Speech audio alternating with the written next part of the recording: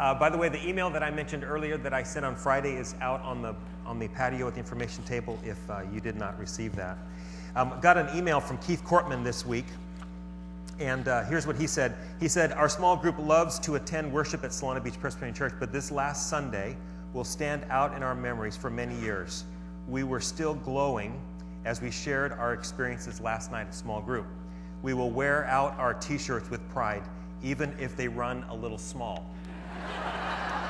And I want you to know I was so proud to be a green shirt last week and not a gray shirt, to have no responsibilities except to paint. And I want to share with you a scripture passage from Mark chapter 6 that will help us to understand more deeply what we did last week. And I'd like you to turn with me to your Pew Bible, page 918, or open up your outline in your bulletin. Page 918 is the story of Jesus and the disciples, where he has sent the disciples out, sent the 12 out for them to minister. And right after that, they find out that John the Baptist has been beheaded. They are still together in community, Jesus and the disciples. They've been in ministry. They've been sent out in ministry. They've come back. They've gotten the news that John the Baptist has been beheaded. So they are exhausted. They're grieving. And now Jesus begins to teach the crowds, and thousands come. And this is the story of the feeding of the 5,000. Verse 30. The apostles gathered around Jesus and reported to him all they had done and taught. This was part of their pattern. Jesus would send them out, they would come back, and they would report. Here's what happened. Jesus, we want to tell you all that happened when you sent us out. Then, because so many people were coming and going that they did not even have a chance to eat, he said to them, "Come with me by yourselves to a quiet place and get some rest." Right? That's what we need after times of ministry, exhaustion, grief. So they went away by themselves in a boat to a solitary place. But many who saw them leaving recognized them and ran on foot from all the towns and got there ahead of them. When Jesus landed and saw a large crowd, he had compassion on them because they were like sheep without a shepherd. So he began teaching them many things. By this time it was late in the day, so his disciples came to him. "This is a remote place," they said. "It's already very late. Send the people away so they can go to the surrounding countryside and villages and buy themselves something to eat." But he answered them, "You give them something to eat." They said to him, "That would take almost a year's wages. Are we to go and spend that much on bread and give it to them to eat?" "How many loaves do you have?" Jesus asked. "Go and see." When they found out, they said, 5 and 2 fish. Then Jesus directed them to have all the people sit down in groups on the green grass. So they sat down in groups of hundreds and fifties, taking the 5 loaves and the 2 fish, and looking up to heaven, Jesus gave thanks and broke the loaves. Then he gave them to the disciples to set before the people. He also divided the 2 fish among them all. They all ate and were satisfied, and the disciples picked up 12 basketfuls of broken pieces, and bread and fish. The number of the men who had eaten was 5,000. Immediately Jesus made his disciples get into the boat and go on ahead of him to Bethsaida while he dismissed the crowd. I want to use this passage to make a few reflections about our reaching out together. And the first is that we reach out together in community. This story takes place as Jesus and the disciples are in community together. Jesus and the 12. They are ministering together as the 12, reporting back to Jesus. They are grieving together as the 13. They are community, centered around the person of Jesus. And together, they are there when Jesus begins to teach the people. They were like sheep without a shepherd. Jesus had compassion on all the people, and he began to teach them. And when it became late and there was nothing to eat, they realized there are thousands of people here, and they're hungry. They recognized there was something for them to do. And Jesus then asks them to reach out together.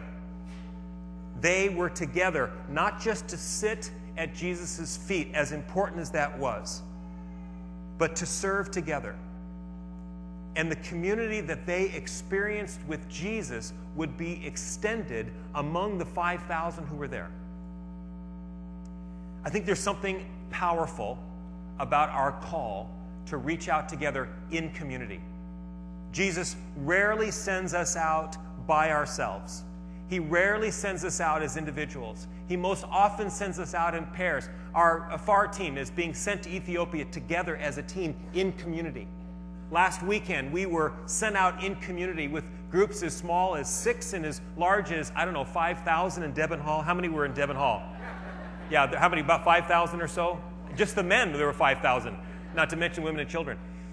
We were in community together because God calls us into community to sit at Jesus' feet, to learn from him, and then to reach out together. There's something powerful about reaching out in community. And last week, we saw the power of reaching out in community. So we partnered with our Hispanic community, side by side serving. Fred mentioned that at the apartment complex down here on Sierra. Down at La Colonia, we had a chance to serve side by side with our Hispanic community. I heard so many people say, it was such a joy to serve with my children. How many of you would say that? What a joy to serve with my children side by side. We saw in the pictures, little children helping with projects.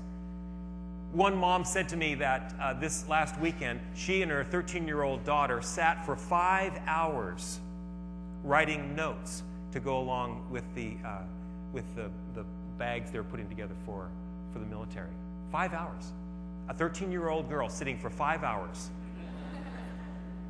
And when they walked away, they were both filled with joy at what they'd been doing together in an intergenerational setting. There's something powerful about us serving together. Secondly, we reach out practically. We reach out practically. You know, the disciples believed that Jesus would know what to do. They had seen him, they would see him raise the dead. They would see him cast out demons. They would see him heal the sick. And when they come to Jesus and say, everybody is hungry, they would expect that Jesus would know what to do. Jesus, you do it.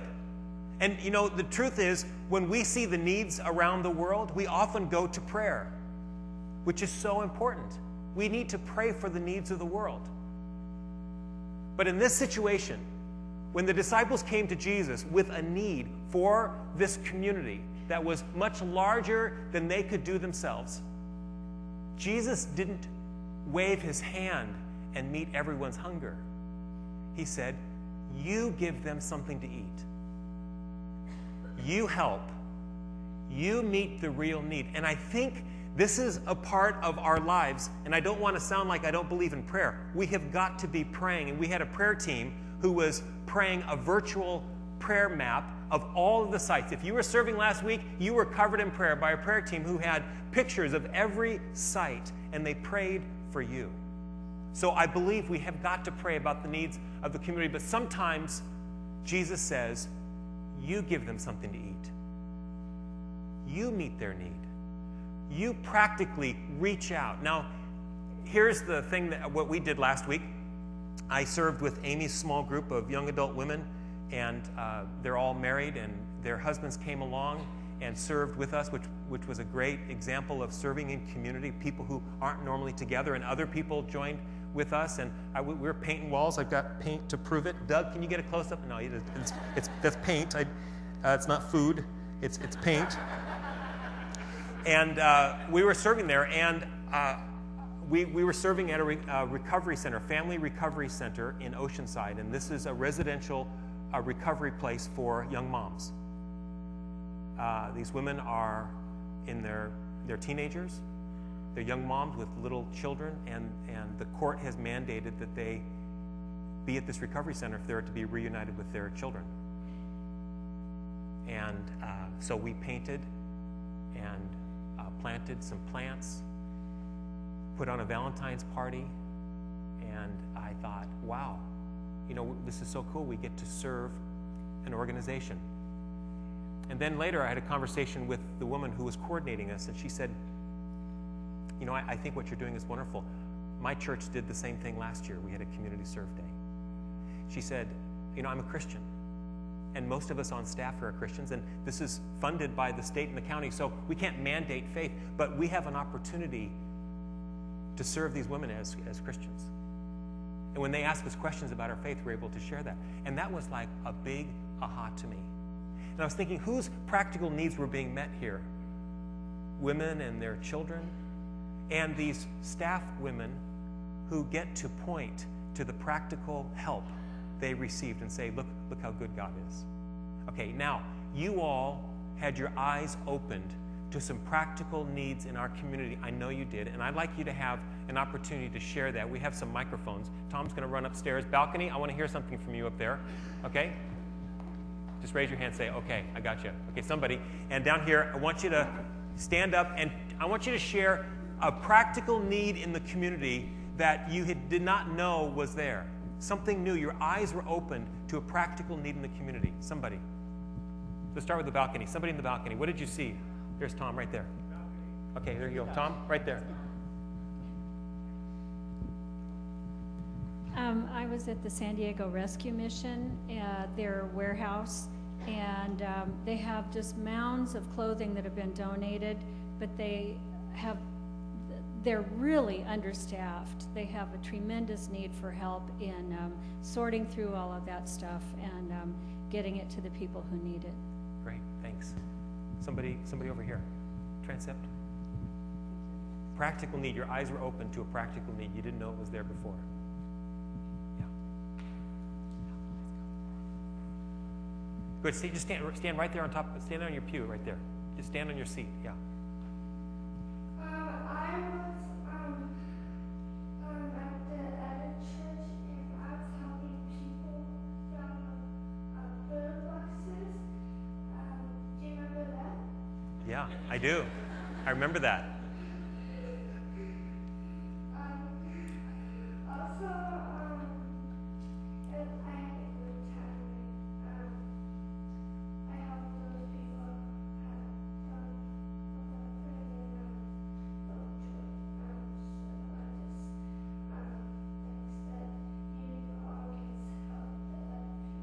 Great. Thank you. Awesome. Good job. All right, so right over here. Thea, right over here. Cindy? One of the things that our family is very involved in the scouting organization. We often volunteer time in doing community projects. We do have a lot of little kids with us always. But what I was overwhelmed with the fact that a lot of times we set up activities like this, we can't have to be very careful because we have small kids compared to adults. What I was so impressed with the church is that we have large numbers of adults, large projects, and the schemes. So no longer do I look at projects around the community as well as small, but if people as a community, a large community come together, they can accomplish things that smaller groups and stuff can't. Great point. Yeah. Really impressed. Yeah, when we're all working together, how much can we do? It's amazing how quickly we can do it. Yeah, Tom. We were at the San Diego Rescue Mission also, and we had 12 people, and we served food, though. But the thing that was really amazing to us was that they serve 1,200 people a day at the San Diego Rescue Mission. Yeah. You know, one of the things Tom shared with me is how many people responded, our partners responded, thank you for serving us so that we can do what we do best, right? We serve the rescue mission so that they can serve thousands of meals. Great. Yeah, We have Paul. the now famous Evelyn. Evelyn, who was on the news. Evelyn, stand up, please. Watch your language now. Now, be careful what you say. I am sorry, but that got good news coverage. It was awesome. Good job. I just couldn't stop myself. But, I've been impressed with the outreach and the number of people, partly because of the news, but just when you talked about it ahead of time, saying there's not going to be any church service. They'd say, what? And I had an opportunity to say what we were going to be doing. There were going to be 14, were there really 1,600? Yeah, there were 16. Wow, that's amazing. Yeah. And to tell people that the church was out working to help the community, that is an outreach that's far beyond anything we could do in a sermon. Awesome. Yeah, thank you. Thanks. No, it's good. It was great. No, you know what Tom said? That's fine. Tom said two things. Tom said, one was, he said, you know, we didn't hear a sermon. We were the sermon on Sunday. And then I felt kind of sad because, like, well, what am I, chopped liver? And then he said, but you know, your sermons, Mike, helped us, prepare us to do what we did. So I made me feel a little better about myself. Yeah. My small group was at Azeltine School in Hillcrest, and the thing that was amazing is this school serves emotionally challenged individuals that can't make it in the regular school system. Their staff has been cut in half over the last couple of years. Half of our group painted a fence, and all the neighbors were gawking because this was an ugly fence and we made it nicer. But then there was about 3/4 of us that spent our time in 2 classrooms and in a storeroom sorting books, labeling books, putting them in order so that the kids could use them. The impact on the teachers was phenomenal, that 10, 11 people spent 7 hours working in their facility on their time, and the kids are now reading. So. Yeah, meeting a very practical need, supporting. All right, how about over here, this transept over here? Anybody? Paul is going to pick on you if you don't get this. Our small group was with an organization called Just in Time, and we went in and we did a sort of an apartment makeover for a young woman who came out of the foster organization and had a 2-year-old, and she had full legal custody of her 17-year-old sister. And so it was just like the TV show, going in and decorating. So we had donations of lots of furniture, and there were 4 groups doing this. But where God was at work was there was a woman in an upstairs apartment who was just amazed that somebody would come in and help this woman, and she got all the leftover furniture. And she was just amazed that to see God at work here in her community and people come in and do something for her. That was the joy that we received. Beautiful, beautiful. Anybody else? Yeah, Jeremy. What happened to me was, yeah, use that so we can get it on the tape.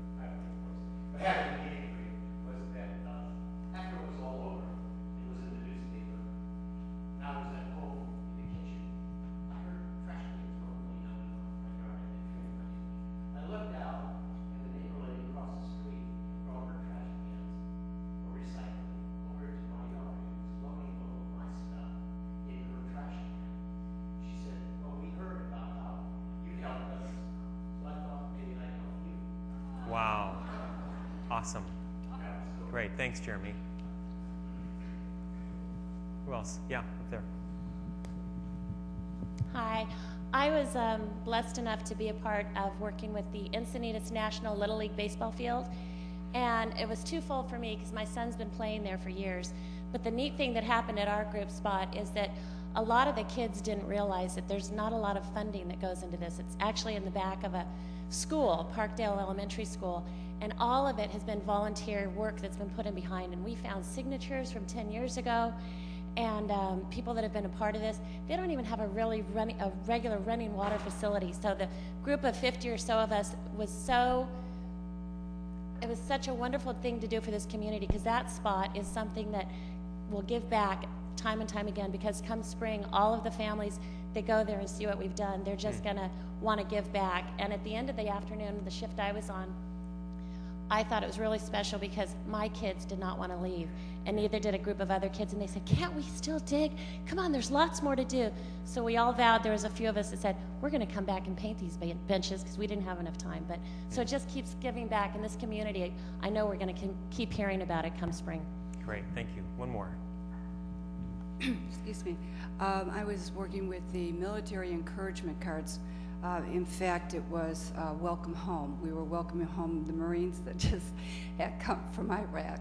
And I don't know about you, but I have a special place in my heart for the military. They sacrifice so much.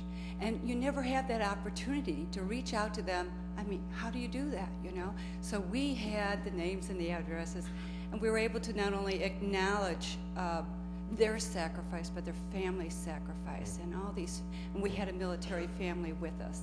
And quietly we spread the word for everybody to write them cards, so that when they left with their children, she was just overwhelmed with these cards. And it gave us a little glimpse of how surprised that all those Marines are going to be, both for the ones that just came home and the ones that we wrote for that will be given to them when they come home in March. I think it was just such a wonderful opportunity to thank them for all they have accomplished, to tell them they have never been forgotten and that they will always be in our prayers. Beautiful. You know that, you know, if you were here on campus, 75 sailors were here with their families, helping us, working side by side, and beautiful, beautiful picture. Well, thank you for sharing. I'm amazed at how our understanding of the needs of the world has increased, right? By us just reaching out together, and observing together, reflecting together, meeting practical needs. And then one other I'd like to share with you is that we reach out with hospitality. We went out together into the community to meet practical needs with no strings attached. There's something powerful about serving with an attitude of hospitality, of acceptance, and of welcome. We went into other people's homes, into their space, their warehouse, their lives, to serve them. There is something very gospel, very good news about entering into other people's lives in order to meet those needs. To break through some of those spatial barriers that keep us from certain neighborhoods or certain needs in our community.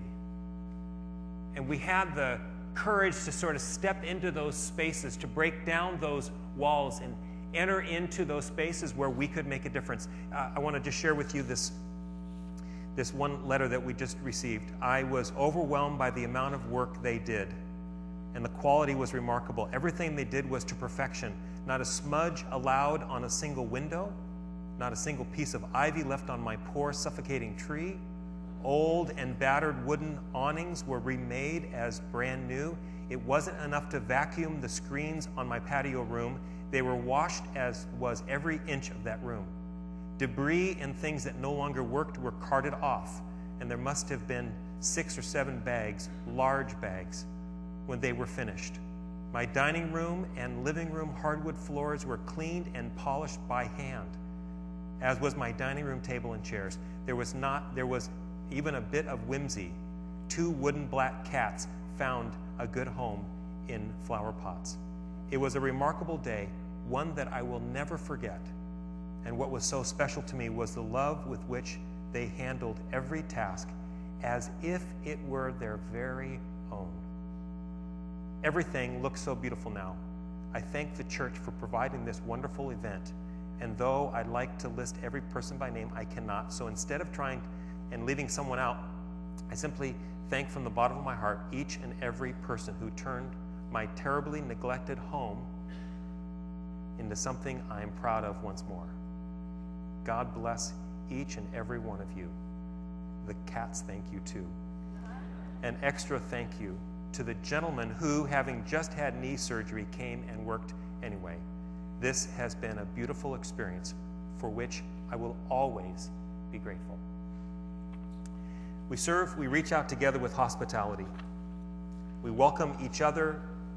We welcome one another. We welcome our community. We accept one another. I love what Eugene Peterson says in Romans 12:16 of the Message. Get along with each other. Don't be stuck up. Make friends with nobodies. Don't be the great somebody. Last thing, we reach out together as Jesus. The amazing thing about this story in Mark is that the disciples were distributing the loaves and fishes on behalf of Jesus. Imagine 5,000 men plus women and children all gathered together in this area, and they're being fed. How far away do you suppose Jesus is from them physically? I don't know, a quarter mile? I mean, how many of you went to Woodstock? Okay, that's not an admission of guilt. I'm just saying, how far away would they have been from Jesus physically? Quarter mile? Hundreds of yards away. They may not have been able to pick Jesus out in a police lineup. They were so far away from Jesus. But the disciples were Jesus to the people. Their needs were met in Jesus' name, which doesn't mean that Jesus had his logo imprint on each piece of loaf and fish. It means that in Jesus' name means that they were there on Jesus' behalf. There are people who are far away from Jesus who could not make him out in a police lineup in our community. But you were Jesus to them. You reached out. We reached out as Jesus. And that means that everything that we do, we are his hands and feet. And that means that everything that we do, if we are reaching out as Jesus, everything that we do is not to bring us glory and honor. No way. I mean, these shirts are ugly. How can these possibly give us glory and honor? Everything that we do is not for our glory and honor. It is not for our name. It is for his name. It's that Jesus would be lifted up in our community. That people have been touched by us as if it were Jesus touching them in beautiful ways, in practical ways, in acceptance and hospitality. We had some great news coverage on this. People were talking, those, maybe you've all seen those, but I'd like to just end showing you this one last video clip from the news. And I want to show it to you because this is how God gets the credit. This is how his works are known. This is how God is praised. This is how people understand that we reach out as Jesus. And I'm really grateful for the coverage that we got. So take a look at this, and then we'll close in a song together. Members of a Solana Beach church hit the streets today and brought along hundreds of volunteers to help clean up San Diego. There was no rest on this Sunday as the large group of volunteers turned a day normally reserved for worship services into a day of community service. News 8's Doug Kolk shows us just how much they accomplished by working together. Our church started with 3 women 63 years ago who had a vision. A vision that included an empty church on Sunday, if it meant helping the people. Saying we want to start a church for our community. That's the line that still burns in our heart. We want to be a church for our community. Most of the workers at this job site would be sitting in the Solana Beach Presbyterian pews today, but instead are volunteering their time. There's no better sign that you care than just jumping out and doing something. Each coat of primer, every inch of paint. It's another step towards cleaning up this rundown apartment complex. We're going to have to attach this somehow, too. And making it livable for its tenants. We started with 10, and I'm looking at this thing and wow, how are we going to do it? And all of a sudden 55 just jumped out, and it's just beautiful seeing the hearts of people. 1,500 volunteers and over 60 sites throughout the county. The church has left the building, you might say. Doing the deeds of all trades, from appreciation cards to school teachers, to sewing for our soldiers overseas. We made liners for the inside of their helmets that will provide coolness for them. This is the people helping the people, and it's built momentum they want to keep going. It's the first time we've ever tried anything quite this ambitious. Just trying to make it look better for the community here. Great transformation out there. Organizers called today's event a huge success, and they're already talking about planning another community service day for next year.